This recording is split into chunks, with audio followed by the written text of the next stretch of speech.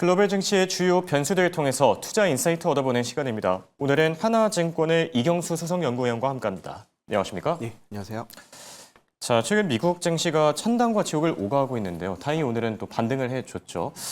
문제가 됐던 게 지난주 고용 쇼크였는데 이 고용 쇼크 어떤 부분이 핵심적이라고 볼 수 있겠습니까? 일단은 경기가 안 좋구나 이런 컨셉으로 받아들일 것 같습니다. 다만 지금 어떻게 보면 최근에 어떤 미국 기업들의 어떤 실적이라든지 이런 것들을 보면 AI가 거의 핵심입니다. 그렇죠. 그러다 보니까 아무래도 경기와 무관하게 고용 지표가 조금 떨어진 것이 아닌가 이렇게 생각을 하고 있고요. 과거에 제조업 기반의 어떤 그 경기를 영위하는 그런 컨셉에서는 사실 이게 고용 지표가 상당히 좀 경기에 좀 직격탄 상당히 변동성이 크고 비중이 큰 그런 영향을 미쳤지만은 지금 고용 지표라는 것이 그리고 뭐 트럼프 대통령이 일부 얘기했던 것이 의미가 있을 수도 있습니다. 그러니까 최근에 맞는 그런 고용 지표를 다시 좀 해봐라. 혹은 뭐 통계가 조작이 됐다. 뭐 이런 식으로 얘기를 하고 있겠죠.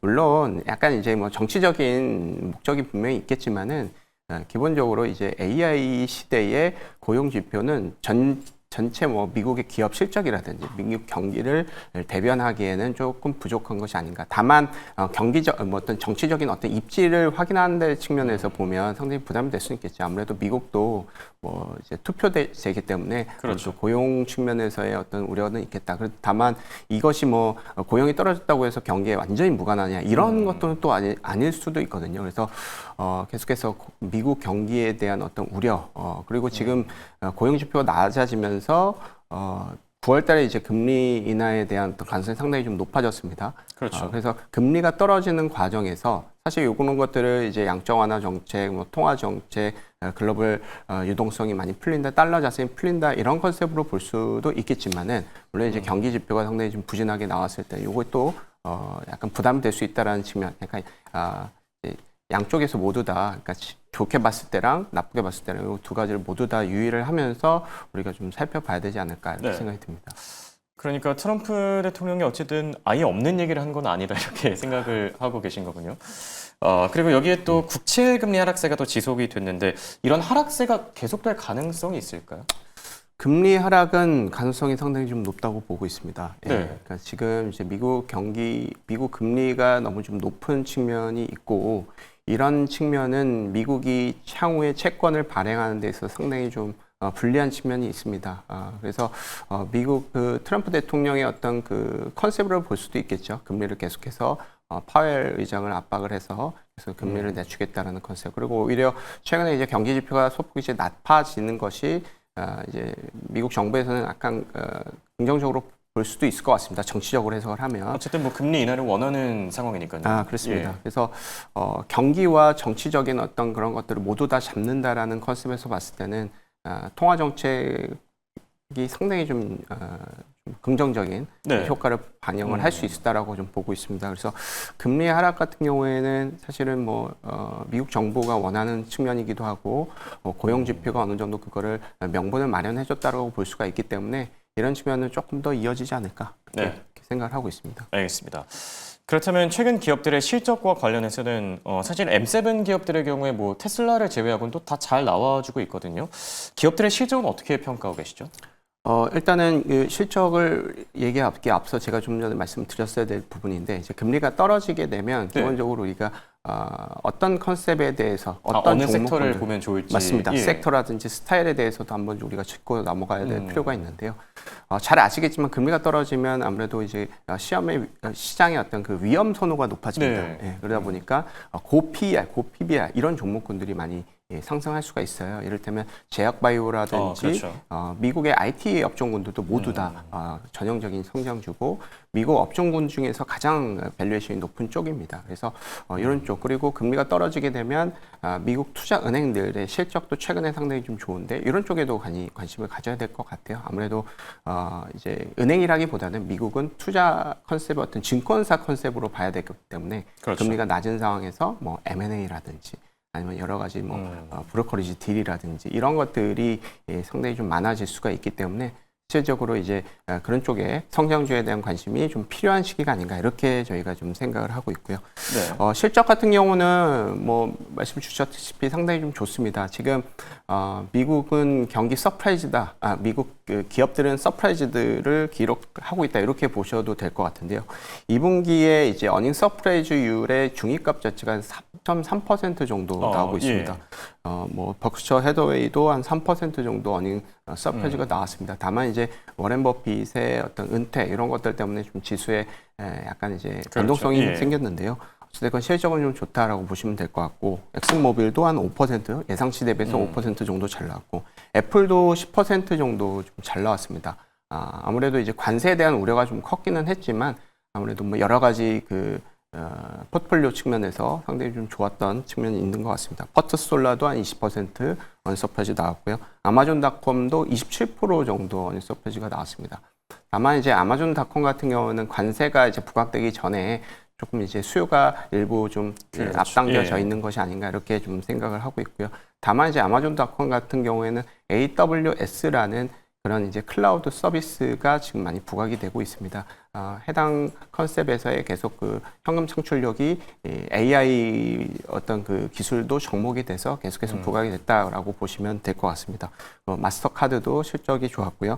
컴캐스트, 메타도 21% 정도 어닝 서프라이즈가 나왔습니다. 그래서 지금 뭐 2분기 미국 어닝 시즌에 거의 이제 초입기이긴 합니다. 그럴 때 모두 다 이제 대기업들이 좀 너무나도 실적이 좀 잘 나오고 있다라고 정리를 할 수 있을 것 같습니다. 네, 다행히 뭐 관세 여파를 딛고 좀 기업들의 이 호실적 행진이 지속되고 있는 상황이고요.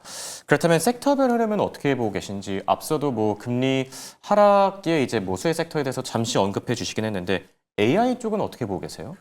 지금 이제 미국이 글로벌 기업 이익을 저희가 완전히 주도하고 있다, 선도하고 있다 이렇게 보셔도 될 것 같고요. 그 중에서 IT 쪽 AI 관련한 그런 업종군들이 지금 이제 시장을 선도하고 있다 이렇게 보시면 될 것 같습니다. 반대로 얘기하면 약간 AI 관련한 업종 외에는 상당히 좀 실적이 좋지 않다라고 보시면 될 것 같고, 워낙 AI 쪽에 대한 어떤 그 실적에 대한 기대감이라든지 컨센서스 상향 조정의 폭 자체가 워낙 크다 보니까 그렇죠. 전 세계적인 이익을 그냥 끌고 올라가는 그런 흐름이다. 그래서 어떻게 보면 좀 쏠림 현상은 분명히 있는 것은 맞습니다. 다만 해당 업종군들의 실적이 너무 좀 좋다 이렇게 보시면 될 것 같고, 특히나 이제 소프트웨어가 거의 이제 핵심이겠죠. 그래서 전체적인 뭐 AI라든지 AI를 하기 위한 어떤 클라우드 서비스라든지 이런 쪽에 대한 수요가 너무나도 좋은 것 같습니다. 그래서 해당 관련한 그런 업종군들, 종목군들이 상당히 좀 실적이 좀 좋았다 이렇게 보시면 될 것 같고, 하드웨어, 뭐 애플이라든지 뭐 이런 기업들이 있겠죠. 이런 기업들도 사실은 상당히 좀 부담이 됐다라고 컨셉이 있었지만 그렇죠. 생각보다는 어닝 서프라이즈가 좀 잘 나왔다 이렇게 보시면 될 것 같고요. 반도체 관련해서는 뭐 이제 너무 잘 아실 것 같습니다. 뭐 엔비디아라든지 AMD라든지 삼성전자, 뭐 TSMC 이런 종목군들이 워낙 조금 이제 어떻게 보면 AI의 핵심 부품이다 보니까 해당 업종군들의 어떤 실적도 상당히 좀 좋습니다. 그래서 해당 말씀드린 소프트웨어, 하드웨어, 반도체 업종이 지금 전체적인 미국의 실적도 마찬가지지만 글로벌 실적을 이제 완전히 이제 선도를 하고 그 비중 자체가 큰 폭으로 좀 늘어나고 있다 이렇게 보시면 될 것 같고요. 해당 업종의 실적이 올라가는 이렇게 비중이 높아지는 그런 폭을 본다면 이런 흐름은 뭐 하반기 올해 뭐 내년까지도 계속 이어지지 않을까라는 통계적인 분석도 우리가 해볼 수 있을 것 같습니다. 미디어 섹터 같은 경우도 지금 이제 실적이 너무 잘 나오고 있습니다. 메타라든지 뭐 이제 넷플릭스라든지 이런 기업들이 뭐 너무 잘 나오고 있고요. 이제 디즈니 같은 경우도 실적이 계속해서 올라가고 있어요. 그래서 스트리밍 서비스라든지 이런 유료 가입자율 이런 것들도 계속 좀 늘어나고 있다 이렇게 보시면 될 것 같습니다. 유통업종도 좋은데요. 이거는 아마존닷컴에 약간 국한되어 있는 측면이 있는 것 같습니다. 그래서 그 해당 비중에 상당히 좀 크기 때문에 이런 이제 실적이 상당히 좀 좋은 모습이 관찰이 되고 있고요.